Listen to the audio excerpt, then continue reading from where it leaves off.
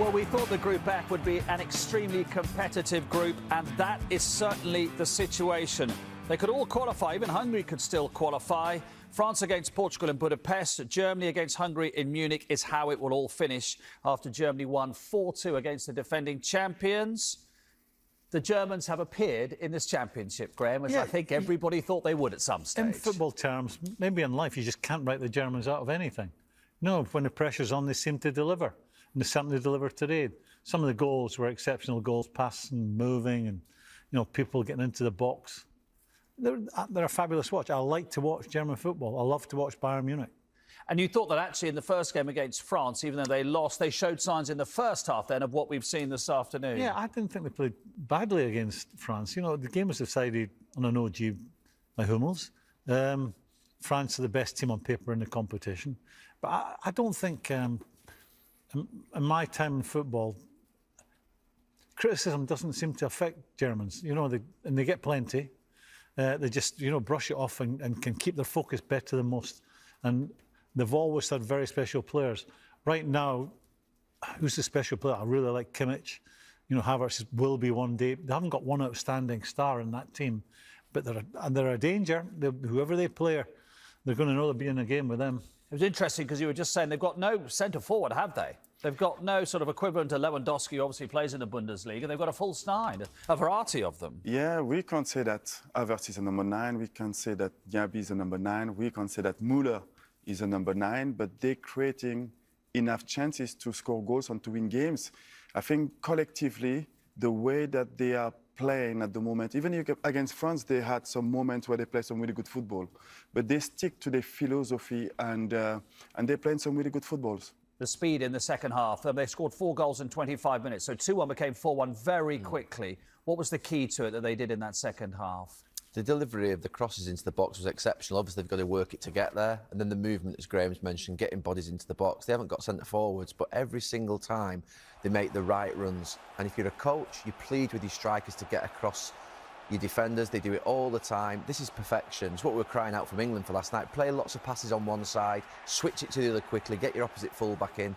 And they did it with Kimmich and Gosens all night. They were absolutely outstanding, those wing-backs. But when they got into these areas, I mean, the play's really good to get there, but then the delivery was absolutely brilliant every single time. And the movement in the middle, there were always bodies flying across defenders, getting across the near post, coming in at the back post. Almost modelled on the training ground, methodical, but delivered with And no perfection. more than 2 touch, any of this, is it? No, and this cross is just absolutely brilliant. Gosens comes in at the back post, Rafa Silva's sleeping, but you just look at them. They end up in positions to build up, to start with, as you'd expect, but all of a sudden they become the winger at the opposite side. The delivery, it's a really good performance. That was an elimination game for Germany. To produce that under pressure, it's a big performance, that. They make it look simple. Sitting watching, you think, that's simple. Oh, that's simple. That was a simple tap-in. It's just, it's done at speed. It's done with such quality. These are fabulous footballers doing it at full speed. It's not easy, but they make it look so easy. Did the wing-backs play further up than they did against France, or were they just that bit more advanced? I think maybe they were a little bit more brave tonight because they were quite under pressure and they knew that it was a must-win game for them. So the wing-backs was a little bit more higher on the field. And they had those players in between the lines. And when the ball managed to go wide, what was amazing in this game is the number of players in front of the goals, the number of players inside the box. And more bodies you have, and more chance you will have to score the goals. So I think they analysed quite the weakness as well of the Portuguese. They were looking to switch all the time here. Now, Müller wants to switch it. It's not actually Müller Patrick who switches it in the end. It's Kimmich, number 6. Yeah, Kimmich was quite... the whole time. He was in the winger's position. Yeah. And the other side, you have a Gosens who used to play that position with Atalanta. So to go from wing-back to the other wing-back, that was... I think something that they analysed and they did quite well the homework because they saw some weakness on the fullbacks of the Portuguese team. All 4 goals from crosses, Graham, in effect. They work themselves into good position with their crosses. Yeah, but they're not crosses from deep. They're crosses when they're near enough getting to the byline. They're played with such pace, and we keep saying it. The 3 of us have said it. They get plenty of bodies in the box. But they're accurate kickers of the ball. But I suppose if you're playing in that team and the minute the ball goes wide, and the guy who's crossing the ball is accurate, you're going to take a chance. You know, if you're playing with someone who's a pudding and sticks it over the crossbar or over hits it, you know, you're not going to be so keen to run into the box, are you? But these are quality operators. Yeah. It seems an awful long time ago that Ronaldo scored an incredible goal, but it's well worth watching again because it's the absolute prototype of a counter-attack. It was an exceptional moment in the match. The header, you know, clearing it out from his box, and he's a phenomenon. And then he sprints the whole length of the pitch. The build-up, I mean, the Bernardo Silva pass is fantastic. The Jota control, he holds his run. Ronaldo sort of half runs offside a little bit, but then he ends up in an advantageous position to make sure that Jota, like I say, we criticised him at times in the first game for not squaring it for his mate, but he did. And, I mean, this is... Honestly, the header is there. He's under pressure from Ginter. And then, look at his reaction compared to the German defenders, even his own teammates. He sprints past his own team, sprints past the German team. Absolutely brilliant. The minute he's flicked it, you can see where he knows where it's going to land. He's off. Absolutely. We've got a counter-attack here. It's the dream. It's the dream that you want from a coach. I mean, if you're a young player in the Portuguese dressing room or anywhere in the world today thinking, I don't need to go back and defend, that's the best player in the world. Some will say Messi, I would say Ronaldo, heading it out of his own 6-yard box against the centre-back and then sprinting the full length of the pitch. You've got nowhere to go. It didn't have an influence on Raphael Silva for one of the goals. Was it Gosens' goal? No. who was daydreaming at the back post? Yeah, that's not my job. I'm an attacking player. And just lets Gosens run free into the box. He has a look at him, lets him run free into the box. Thank you very much. Poor play. But, I mean, coming back to Ronaldo, you know, if you're a coach stroke manager, imagine having him. What an example he is to everyone else. You know, the young boys coming through, senior pros, everyone. Dream. He does it. You can do it. He's still doing it after 17 years. You can be doing it. What a game that was, and we really enjoyed it. More to come and more reflections from Munich as Portugal, the defending champions, stump 4-2. 1-1 in Budapest. A lady just minding her own business with a microphone, getting a bit of a shock there.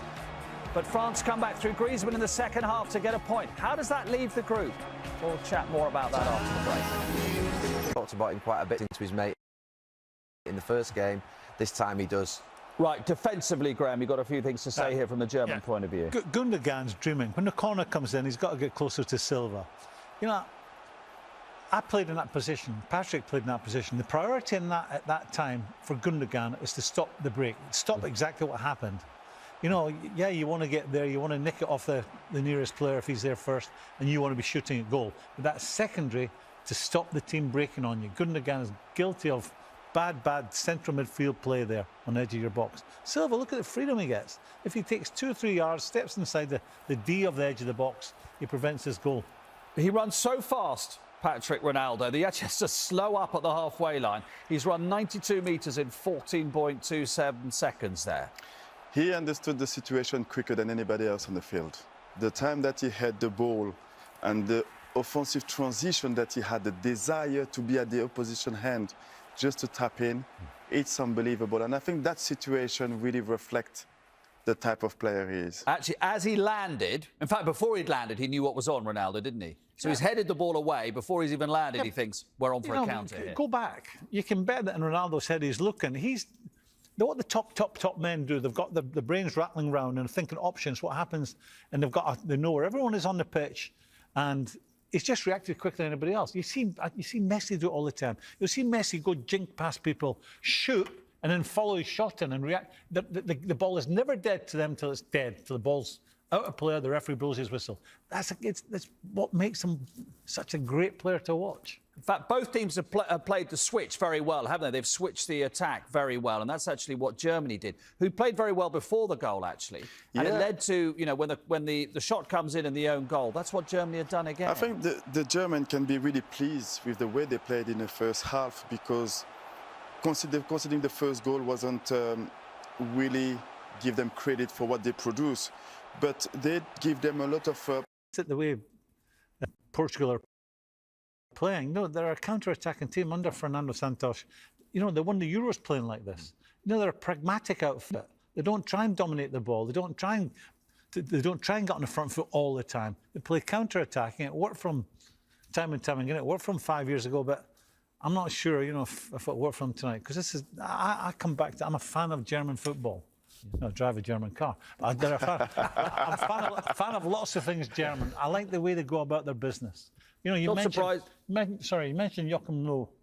Yeah. 15 years in a job. That wouldn't happen in any other country. No chance. No chance. It's the first Euros game with 2 own goals, which probably isn't a very surprising stat. But again, Kimmich with the goal that's put them in front, fizzing it across the 6-yard box. They've done this really well a number of times where they fizzed it across the box. They put men into the right areas. They make the right runs. They're putting pressure on the defenders. I was asking the question after half an hour, did they have the clinical? It was just onside. We thought it was off.